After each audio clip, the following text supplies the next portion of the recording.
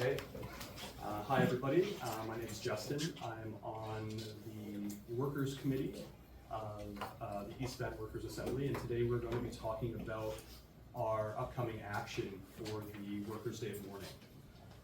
So just to give you a bit of background here, so April 28th is the National Day of Mourning for workers killed and seriously injured in the workplace. So this was an event that began in Ontario in the mid-1980s. The Day of Mourning was adopted nationwide in 1991 and has been observed by more than 100 countries since. So the National Day of Mourning BC official website, which is this one here, officially describes the event in these terms. Every year on April 28th, workers, families, employers, and others come together at events held around the province to remember those who have lost their lives on the job and to renew their commitment to creating safer workplaces. So it's important that we ask ourselves some important questions here. Who is being injured and dying on the job? Is it employers? No, it's workers. Who makes all the real money? Workers? No. Again, workers, the people risking their lives and well-being at jobs that don't pay them enough to live or have children, are the ones taking on all the risk. Employers, who conveniently don't assume any real risk to their physical or mental well-being, make all the real money while living off the backs of those who do. So, over the last 30 years, the number of workplace fatalities in BC and Canada have steadily increased. 2022 was the second deadliest year in terms of workplace deaths in BC over this time period, with 181. 2021 was the second most deadly year for Canadian workers, with 1,081 deaths across Canada. So, in the 1990s, the average number of workplace fatalities in a given year was 771. In the 2020s, thus far, the average number of workplace fatalities in a year is 999. This trend is also true of BC. So in the mid-1990s, the average number of workplace fatalities in the year was 143, and in the 2020s, the average number is thus far 164. And researchers say that the number of actual workplace deaths could be as much as 10 times the reported number. So, in addition to all that, we also looked at accepted time loss claims per year, which is the number of worker compensation claims that have been approved by bodies like WorkSafe BC and similar groups in Canada. So the fatality data clearly shows us that the working conditions are becoming increasingly dangerous for Canada's working class. We did find, however, that bodies like WorkSafe BC are accepting fewer and fewer claims. So in the 1980s, the average total accepted time loss claims per year was 555,752. In the 2010s, this figure had fallen by more than half to 235,382 accepted claims per year. So again, we also see this trend in BC, with roughly 66,000 accepted time loss claims in the 1980s and 46,000 accepted time loss claims in the 2010s. There's a slight uptick in the 2020s for obvious reasons with COVID, but this is a clear downward trend over the last 40 years. So on the one hand, looking at fatality data, it appears that working conditions for workers in Canada are becoming more and more dangerous.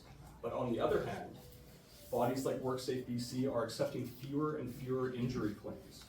Now, does this make any sense to people? It would appear that employers and provincial agencies like WorkSafe BC are aligned and have become increasingly willing to leave workers out in the cold, while the provincial and federal governments do nothing to protect workers. So workers are pressured by bosses and management to subject themselves to working conditions that are becoming increasingly dangerous by the day. In every industry, the workers, the people who do the overwhelming majority of the work, are injured at a far higher rate than management. In the health services industry, rank and file workers file roughly 100 times more accepted time loss claims than management. In construction and trades, this figure is 20 times higher for workers and management, and in manufacturing, this figure is 7.5 times higher. So while bosses and management make all the real money while doing little if any real work, workers are the ones who are dying and being injured on the job with fewer and fewer protections. So this all begs the question, why are governments and employers involved in the Day of Mourning? What commitment to creating safer workplaces have they demonstrated? Employers are directly responsible for worker injury and death. They refuse to properly invest in worker training and protection, and they refuse to accept worker injury claims because it hurts their profit margins.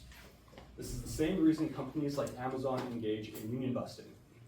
Governments at all levels, whether municipal, provincial, or federal, engage or refuse to properly hold employers accountable.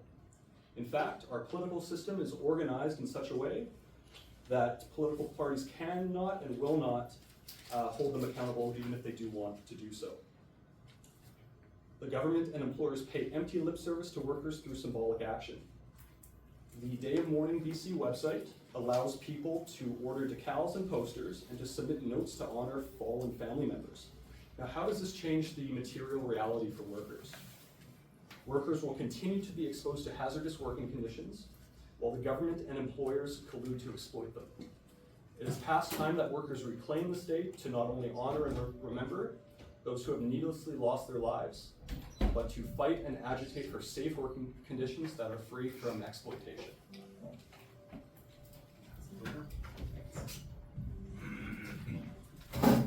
So in September, we launched our first real sort of political campaign as the East Van Workers Assembly, and that was Bosses Behind Bars Charge Employers for Workplace Injury and Death.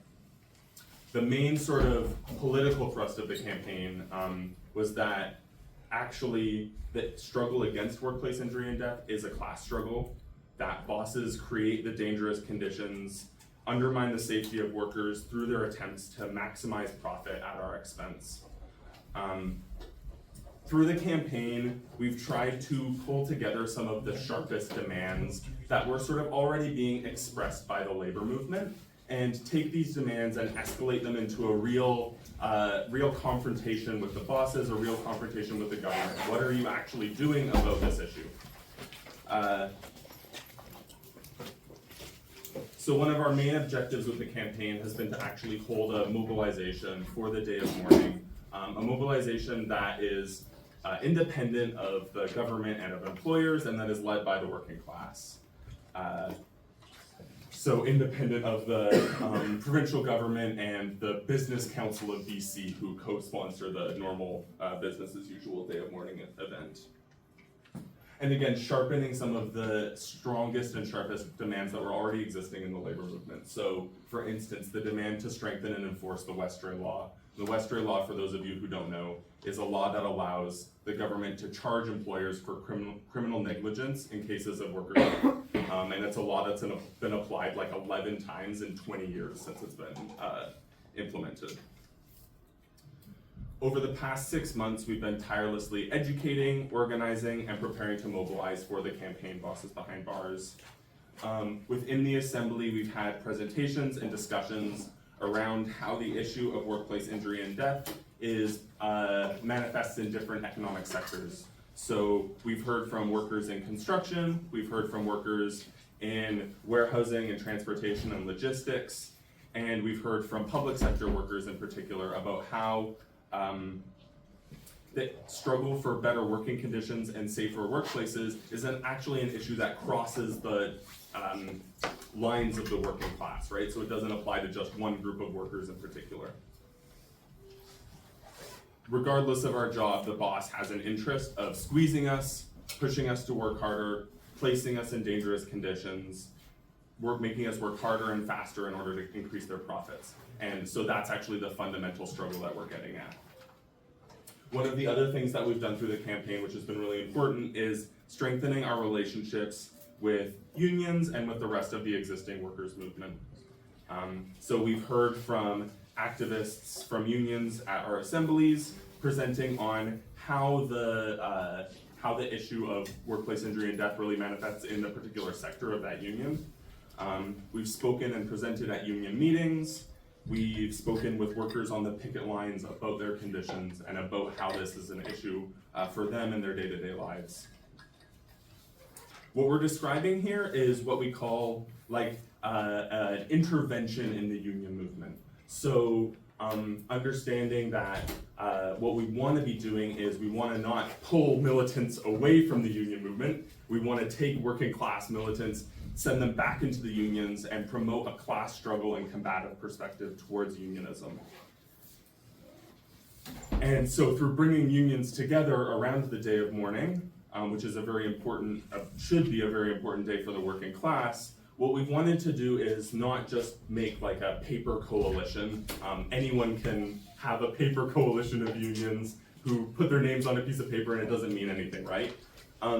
We've wanted to actually have political conversations with people who are in the labor movement, who are committed to fighting for workers' rights and against exploitation, and discuss how we can take a step forward, how we can, oh, did I kill it?